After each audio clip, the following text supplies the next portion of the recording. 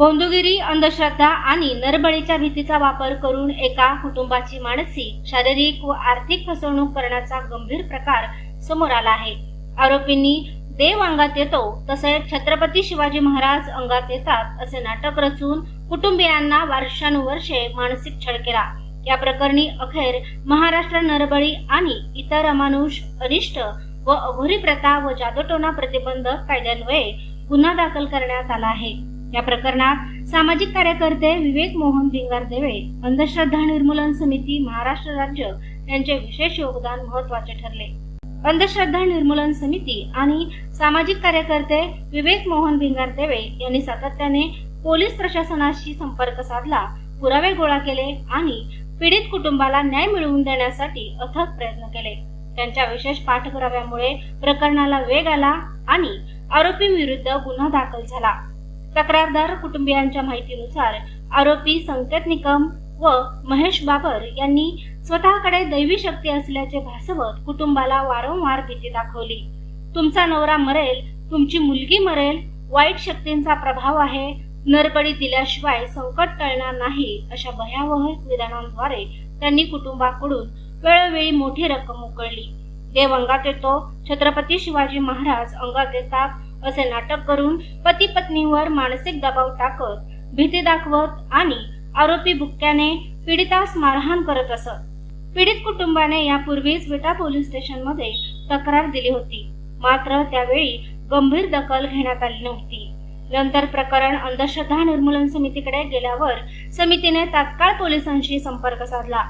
सामाजिक कार्यकर्ते विवेक भिंगारदेवे आणि अन्नीस यांच्या पाठपुराव्यामुळे पुरावे संकलित करून आरोपींविरुद्ध कारवाई करण्याची मागणी करण्यात आली व आज गुन्हा दाखल झाला।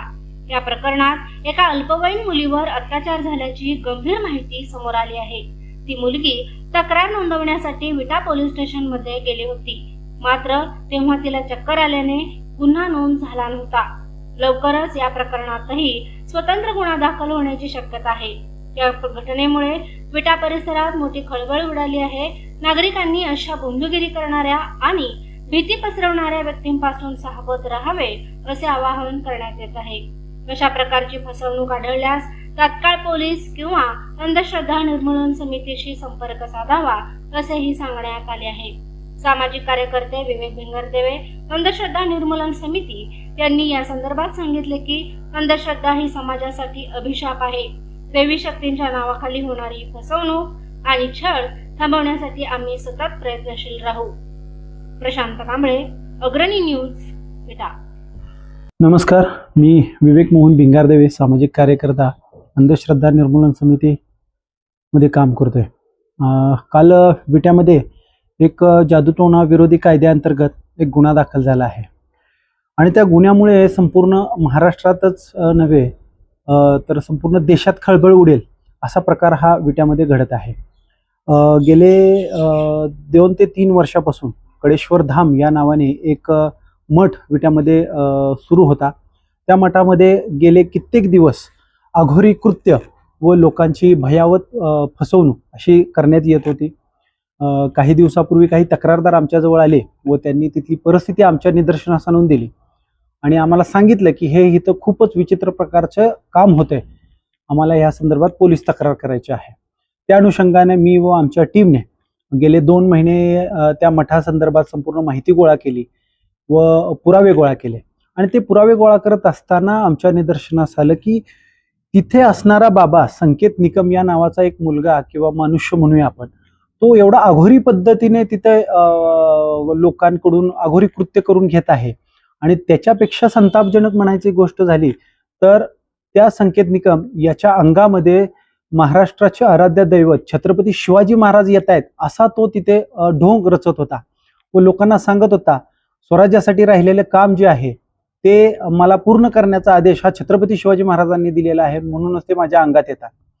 माझी या माध्यमातून सर्व प्रशासनाला विनंती आहे की कडेश्वर धाम मध्ये होत असलेले अघोरी कृत्य म्हणजे प्रेग्नेंट महिलांना स्मशानभूमीतून जाऊन लोकांच्या अवशेषाचे जे हाडं आहेत ते गोळा करायला लावणे, त्यावर ते अघोरी कृत्य करणे व ते विशिष्ट ठिकाणी जाऊन ते पुरण्यासाठी लावणे, लोकांना नरबळीसाठी भीती घालणे, तुझा मुलगा किंवा तुझी मुलगी, तुझे मिस्टर, तुझे आई वडील हे मरतील, त्यांना मृत्यूयोग आहे, त्यांना कालसर्पयोग आहे, ते जर वाचवायचं असेल तर तुम्हाला 5 वर्षाच्या आतील मुलाचा बळी द्यावा लागेल. अशा भयावह प्रकारच्या गोष्टी ह्या लोकांना भीती घालण्याचे प्रकार चालू होते. आणि हे सगळं करत असताना त्या लोकांकडून लाखो रुपयांची फसवणूक, म्हणजे लाखो रुपये उकळणे, हे त्यांचे एक रॅकेट होतं. तिथं 8 ते 10 लोक कार्यरत होते. सध्या आमच्यापर्यंत महेश बाबर जे तिथले प्रमुख होते, तिथला जो बाबा आणि संकेत निकम, आणि तिथं उपाध्याय नावाचा एक युवक होता जो तिथले आर्थिक व्यवहार सगळे सांभाळत होता. माझी संपूर्ण प्रशासनाला विनंती आहे, काल जो आपण जादूटोणा विरोधी अंतर्गत कायद्याचा गुन्हा दाखल केला आहे किंवा तिथं मारहाणीचा गुन्हा दाखल केला आहे, त्याच्याही पुढे जाऊन आपल्याला त्यांची आर्थिक जी काय आर्थिक सोर्स आहे त्याची देखील आपल्याला सखोल चौकशी करावी लागेल, सखोल तपास घ्यावा लागेल.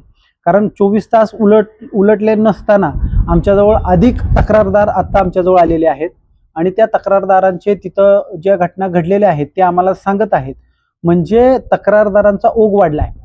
आज महाराष्ट्रात बघायला गेलं तर अशोक खरात सारखे बाबा, वैद्य सारखे बाबा, त्यांचे जे उपद्व्याप जे उघडकीस येत आहेत, तसाच विट्यामध्ये एक प्रकार उघडकीस आलाय. तर ह्याची सखोल चौकशी झाली पाहिजे आणि ह्यामध्ये दोषी असणाऱ्यांवरती कडकात कडक, म्हणजे पुन्हा अशा प्रकारे छत्रपती शिवाजी महाराज अंगात येणं म्हणजे ही काही छोटी गोष्ट नाहीये.